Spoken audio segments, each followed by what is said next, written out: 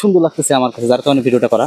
হয়তো আপনার কোনো কিছু পাবেন না ইনফরমেশন এখান থেকে, তবে একটা ভালো লাগা কাজ করবে যে ঝড়োয়া আগ মুহূর্ত আর কি বাতাস। একটা বক বসে আছে, দেখেন কোথায়, দেখতে পাচ্ছেন কিনা জানেন, একটা বক বসে আছে। আসসালামু আলাইকুম, আশা করি সকলে ভালো আছেন। আজকে বঙ্গোপসাগরের নিম্নচাপের কারণে সকাল থেকে বৃষ্টি হচ্ছে, মানে আর কি একটা অন্যরকম বাতাস। নদীর পুকুরির পানিগুলো কেমন ঢেউ খাচ্ছে, প্রচণ্ড বাতাস হচ্ছে, বুঝতে পারছেন কিনা জানি না, মাইক্রোফোনের সাউন্ডের কারণে। মানে হালকা ঝড়ের যে আভাস, ঝড় আবার আগ মুহূর্ত যে এটা সেরকম ধরনের হচ্ছে।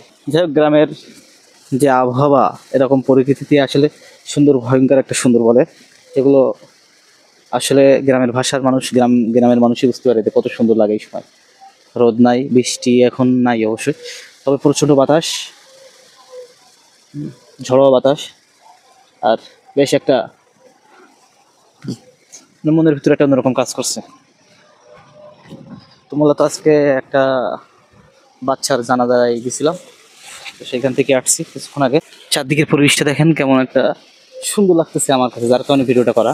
হয়তো আপনার কোনো কিছু পাবেন না ইনফরমেশন এখান থেকে, তবে একটা ভালো লাগা কাজ করবে যে ঝড়োয়া আগ মুহূর্ত আর কি বাতাস। জানি না, কারণ যেহেতু মাইক্রোফোন ইউজ করতেছি, ঝড়োয়া পরিবেশ। আর এই সাইডে মানে ঘর হচ্ছে আমার এক ভাই, বড় ভাই, তারা ঘর বানাচ্ছে এখানে, মানে তারা এখানে থাকে আমাদের পাশে আর আমাদের ঘেরেই। তো দেখতে পাচ্ছেন এই যে আমাদের বাঁশ বাগান, এটা বেশ অন্যরকম একটা আবহাওয়া। দেখেন একটা বক বসে আছে, দেখেন কোথায়, দেখতে পাচ্ছেন কিনা জানেন, একটা বক বসে আছে দেখেন একবারে ধারে। সে ওখানে নিরিবিলি বাতাসে বসে শিকার করতে চলে গেল, সরি আমার জন্য হয়তো চলে গেল।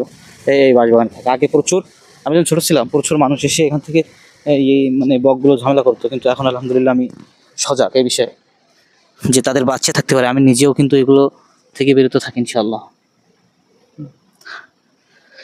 যে একটা বক বিলে আসলো আর আপনি ধরলেন, সে আসলো খাবার আহরণের জন্য, আর আপনি তাকে ধরলেন, ধরে খেয়ে ফেললেন। এখন তারও তো বাড়িতে বাচ্চা থাকতে পারে, ওই বাচ্চাগুলোর কী হবে? সে বাচ্চাগুলো হয়তো অপেক্ষায় ছিল যে তার মা কখন আসবে, সে তার জন্য খাবার নিয়ে কখন বাসায় ফিরবে। তো আপনি যে কাজটা করতেছেন এটা ঠিক না, এই জন্য আপনাদেরকে অবশ্যই বলবো, দেখতে পাচ্ছেন আবহাওয়াটা, যে কখনোই এইভাবে বকগুলো ধরবেন না।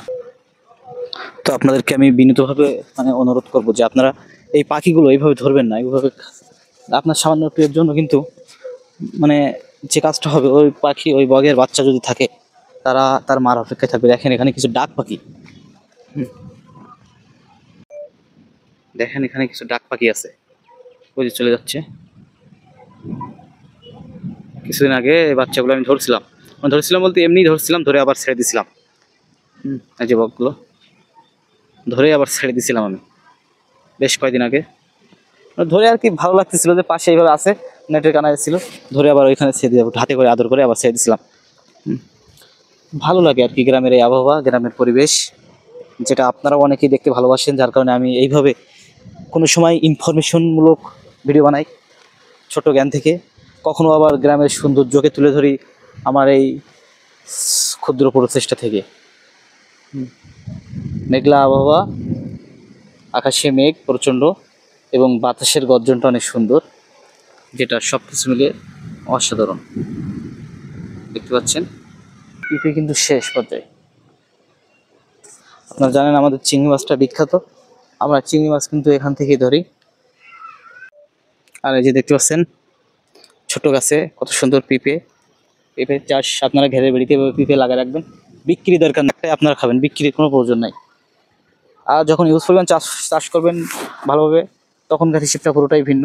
তখন চাষ করবেন, খরচ করবেন বাণিজ্যিকভাবে। তবে একবারে যারা করেনি না, তাদের জন্য বলবো যে পেঁপে লাগান, 10টা হলেও লাগান, যেগুলো আপনারা খেতে পারবেন, আপনার পরিবার একটা পাকা পেঁপের স্বাদ গাছ থেকে উঠাই খেতে পারবে, যেটা আসলেই সুন্দর। আমাদের এই সাইডে অনেকে সবাই কিন্তু এখন ধান লাগাইছে, ও বাতাস, আলহামদুলিল্লাহ। যেন দোয়া করবেন, আমরা যেন এইভাবে কৃষির সাথে থাকতে পারি এবং নিজেদের খাদ্য উৎপাদন করতে পারি এবং এখান থেকেই রিজিকের ব্যবস্থা করতে পারি। আসসালামু আলাইকুম ওয়া রাহমাতুল্লাহ।